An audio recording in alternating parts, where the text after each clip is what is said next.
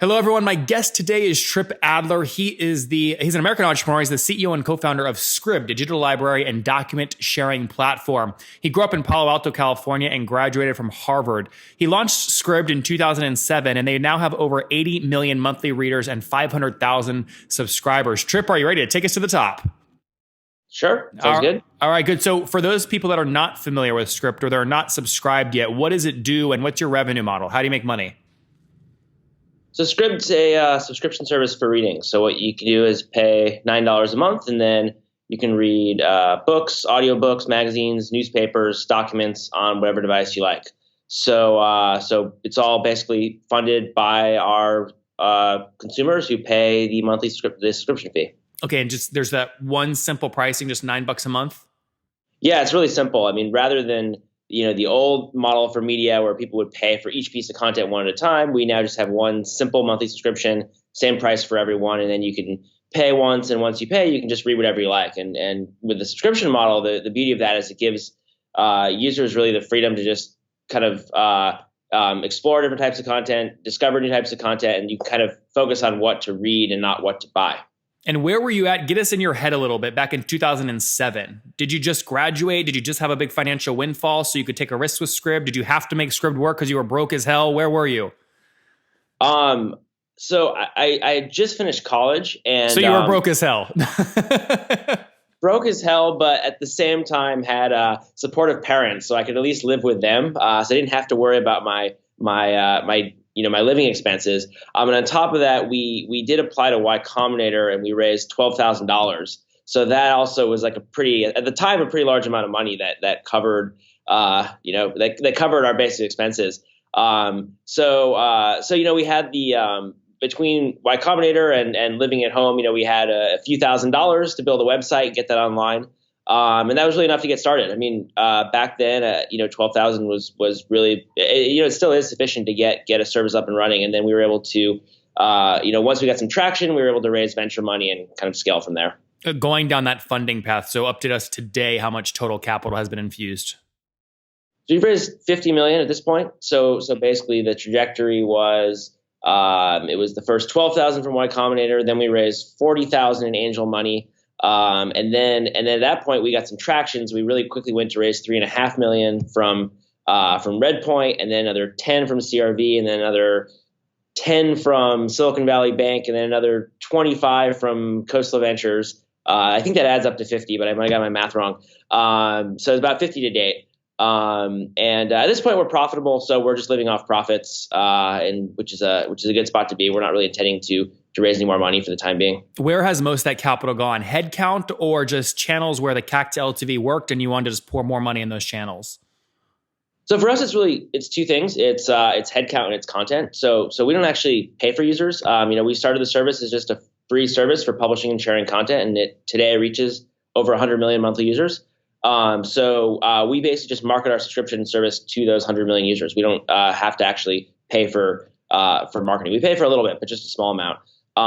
So our two costs are really just hiring good people, hiring good engineers and designers and all types of people to build out the product, and then also on the content side, we do deals with book publishers, with magazine publishers, with newspapers, and we make all that content available through the subscription model. And where are you at now today in terms of team size?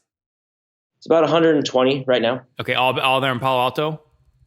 So we're actually in San Francisco now. I'm from Palo Alto, but live in San Francisco. You can see the view behind me. I was about to say, yeah. Yeah, we're right in Financial District on the 24th floor.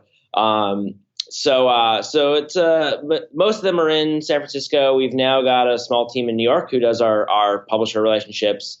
We also have offices in Phoenix. We're building our support team out there, and a few other people around the world. So walk me through how you make you have a market, right? This is a traditional marketplace. You got to get the content and you got to get the users. So early on when you were solving that chicken and egg problem, usually marketplace creators did something very creative to make the wheel start spinning. What did you do in the early days?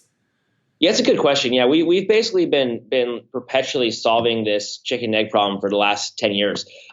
So in the early days, the initial idea was we would just allow someone to take a piece of content, publish it on the web, and then we would find audience for them primarily via SEO. And then of that SEO traffic, a small fraction of people would come in, upload their own content, and that would kind of get the cycle going. So we really got that growth loop going early on, and that's what took us from launch to 100 million monthly users pretty quickly. And then the nice thing was how quick was that trip? How long did it take you to hit 100 million?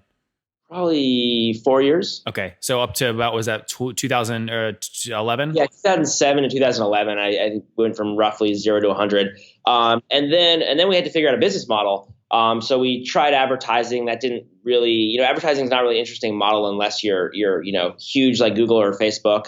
We tried, allowing publishers to sell content, and that also didn't really scale. Eventually, we tried the subscription, and that worked really well. And since we already had an audience, we were able to market the service. So, Trip, hold on. I have to stop you there because you take it for granted now. But like, take me back to like that moment. You were running all these tests. Like, what was the early indicator? What was the test you ran to see if subscription would work? And what was the feedback from the test where you said that's where we're going all in?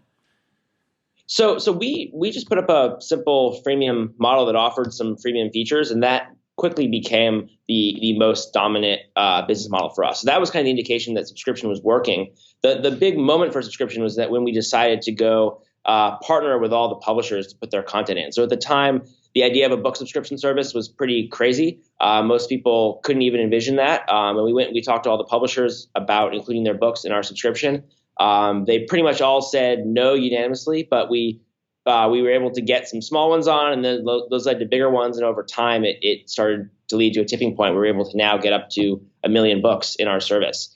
So it actually all happened very, very iteratively. And, the way we've been able to solve this chicken egg problem over time is just each step leads to the next. And as long as we keep kind of inching forward in various directions, both on the content side and on the consumer side, on the business model side, it all kind of came together over time. What are you at now today? I think you said, is it 500 million, or what are you at today now in terms of readers?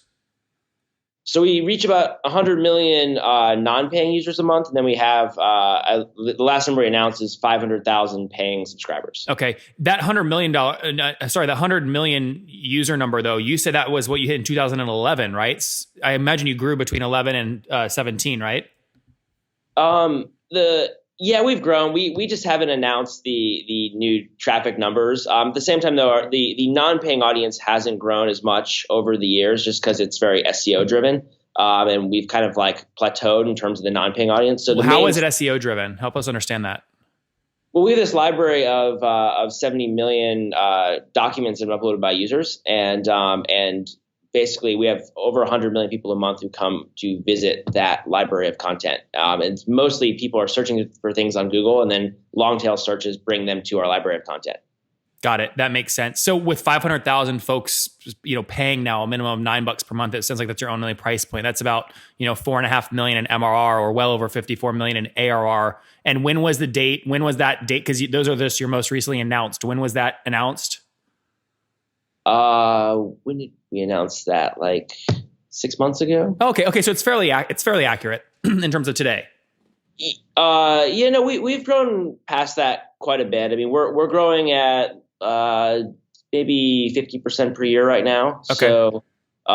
So yeah, I mean, revenue's going pretty nicely. We're pretty profitable, and the more we grow the subscriber base, the more revenue we have to return to publishers and authors, we can get more and more content in the service. And we're just trying to continually get that kind of growth loop going. You're about 25 days from a holiday party there in the financial district with your team before everyone heads out.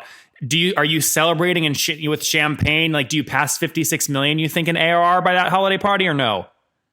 Yeah, well, every 100,000 subs, we have a big celebration. And I mean, the next one for us is 1 million subs. I mean, that's really what we're aiming towards. So that's a big one that we're looking forward to celebrating. That's good. Will you be celebrating? Do you think you'll pass 600 before the end of the year? 600,000? Yeah. I mean, I don't want to comment on our numbers too much. I'll skip over if you don't want to talk. We're blowing past 500,000. So we're on our way to the next big one we're going to be announcing soon, hopefully. That's exciting. So what do you, help me understand now, you said all your user acquisition is free, but I'm very interested in more about how you're getting this content. So for example, I just signed a big book deal with a Portfolio, right? And I'm curious, if I want to go talk to them and say, I really like Trip, I want to figure out how to get my book in Scribd. What does that negotiation look like on the back end? Well, I mean, if we work with a publisher, the book kind of shows up automatically on our service. So the main thing for us that we've had to do is just is work with publishers to get them comfortable with this kind of model. Are you paying them though, or is it just a trade? We definitely pay them. I Okay. mean, so we have a number of different types of deals in place these days. The main type these days is we will pay by the read of the book. So this way, it from their perspective, it more or less looks like a sale. So just like they're selling the book, we'll pay them anytime the user reads the book. What if the user only opens the first 10 pages and doesn't complete the read? So yeah, so we have a threshold that we use for when the book counts as a read. So it's usually about 20% of the book is Okay. when that triggers the payment. When are you guys going to start releasing? Amazon has started getting more aggressive about releasing, their top 10 most. It's funny how they label it. They say like most sold and most read. They don't say which one's actually driving the list. But when are you guys going to start publishing your own bestseller or best read list? I mean, we do share a bunch of those. It's a good idea, though. We should really we do have a lot of interesting data. I mean, we have people are reading different books in our service than they read in others, just because of the nature of the model and the types of content we have. So it would be a really interesting thing to share. We should share that more. Interesting. All right, Trip, let's wrap up here with the famous five. Number one, what is your favorite business book? Favorite business book? I would say Good to Great. I was going to say, this is like asking you to pick a baby, considering all your book relationships, right? Number two. Yeah. Well, Good to Great is on Scribd, both in ebook and audiobook form. So people should listen to it. There's the pitch. All right. Number two. Is there a CEO you're following or studying, Trip? I not really, but I guess if I were to pick a couple, I think I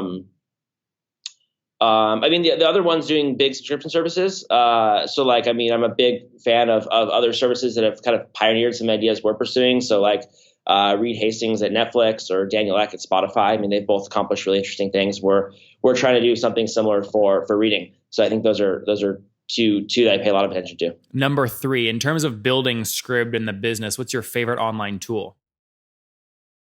I think Tableau is really great. We have a lot of data, so it's fun to look at data. Number four, how many hours of sleep do you get every night? 7, 8. It's pretty healthy. And what's your situation? Married, single, you have kids? Married as of a year ago. Oh, congratulations. Any kids yet or no? Not yet. All right, none yet. And how old are you, Trip? 33. 33. Last question. Take us back 13 years. What do you wish your 20-year-old self knew? I would say just to trust my gut a lot. When I look at mistakes I made, it's usually from not trusting my gut. So always trust your gut. There you guys have it from Trip, founder of Scribd. Trust your gut. He founded his company back many years ago, got his first 12,000 from Y Combinator. He since grown the service. Again, that was back in 2007 launch date. He since grown the service, supporting over 100 million readers, 500,000 of them paying $9 a month. So about 4.5 million bucks in monthly recurring revenue, or about 54 million in ARR, growing super, super fast with his team of about 120 people out there in San Francisco, looking at, again, how to get more content in the system, more readers, and more value to the end subscribers. Trip, thank you so much for taking us to the top. Thank you. Great to talk to you.